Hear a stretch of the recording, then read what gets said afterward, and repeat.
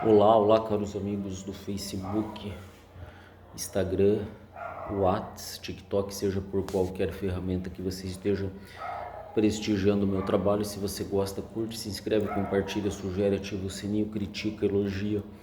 Vai me ajudar, eu espero poder estar te ajudando aí nessa empreitada rumo ao conhecimento, né? Então, olha só, pessoal, para mim, na minha modesta opinião, o acontecimento mais decisivo de 2024 no tocante à política nacional brasileira, na verdade, se nós pegarmos 2023 e 2024 a nível nacional, né, o acontecimento mais marcante para mim, de maior relevância, é a reforma tributária. Por quê?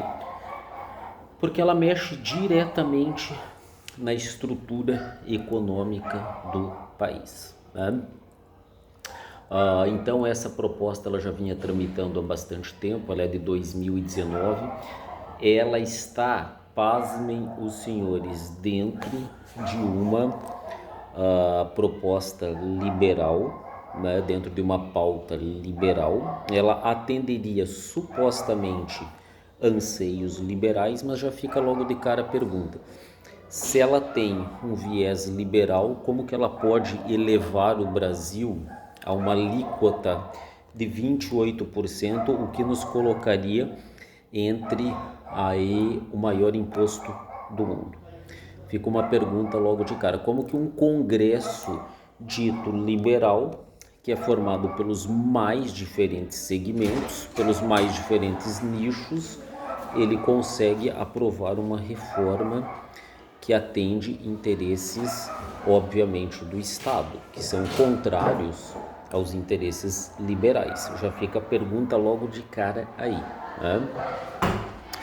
Nós sabemos muito bem da atuação dos lobbies, né, dos lobistas que tem aí junto ao Congresso Nacional, os vários setores de lobby, né, os lobistas. É óbvio, cada nicho de mercado, e aí Mauro é liberal, hein? Cada nicho de mercado atenderia, né, ao seu próprio interesse, é óbvio, né? Isso fica claro. Ficou claro aí, por exemplo, na questão da isenção da tributação. Olha o Mauro aqui, o Mauro é liberal, acena aí, Mauro. Mauro é liberal, hein? É Bolsonaro também. O Mauro não fez o L, ele escondeu o dedo. Você vê, a bancada do agronegócio conseguiu isentar as carnes, mas aí o que os nossos caríssimos legisladores fizeram, Mauro? O que eles fizeram, Mauro?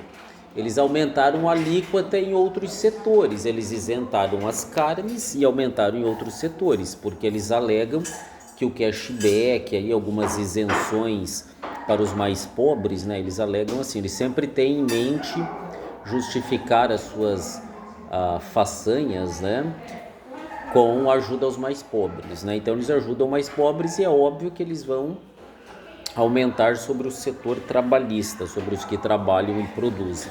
Agora, o que me espantou nessa reforma, eu acompanhei alguns pontos importantes. Ela simplifica os impostos, né? Ela faz uma divisão aí entre os entes da nação, entre os estados federados, né? Ela flexibiliza certas coisas, mas no fim das contas, como saldo, quem trabalha e produz paga mais, paga a conta. Por quê? Nós sabemos que o Estado brasileiro é gigantesco, ele é um leviatã, né? Ele é imenso, o Estado brasileiro. Nós sabemos da desigualdade social que ocorre, né? Que os mais pobres acabam sempre arcando, os que trabalham, né? Os que trabalham acabam arcando com a conta, né? E foi feita a reforma, né? O que me espantou, né? O que me espantou é que os liberais, veja bem, os liberais aprovaram uma reforma tributária que eleva a carga tributária. Não dá para entender isso, né? Será que foram comprados, Mauro? O que que acontece, né? A gente não, o Mauro está dando uma ideia aqui. Gustavo Gaia, Gustavo Gayer parece que diz. o cara distribuiu milhões. Então, veja bem, pode ser isso também, a ação dos lobbies, dos lobistas, a compra de votos, a compra de deputados. Por quê? Ninguém é mais ingênuo. Nós sabemos muito bem que o sistema ele é tão avassalador que ele tem um discurso conservador quando precisa ser conservador, socialista quando precisa ser socialista e até liberal quando convém ser liberal. O Brasil não é um estado liberal, é um estado onde a intervenção do governo, que se aliam às grandes empresas, formando os oligopólios e monopólios, é gigantesco. A gente sempre soube isso. O profissional liberal está lascado aqui. Eu não sei como é que ele sobrevive, né, Mauro? O Mauro também é um profissional liberal. Eu não sei como é que sobrevive com a alta carga tributária. E alguns liberais votaram a favor dessa carga tributária. O socialista, beleza, ele quer Estado. Ele quer usufruir, usurpar o Estado que vai o sustentar, né? Que vai sustentar as suas narrativas aí, né?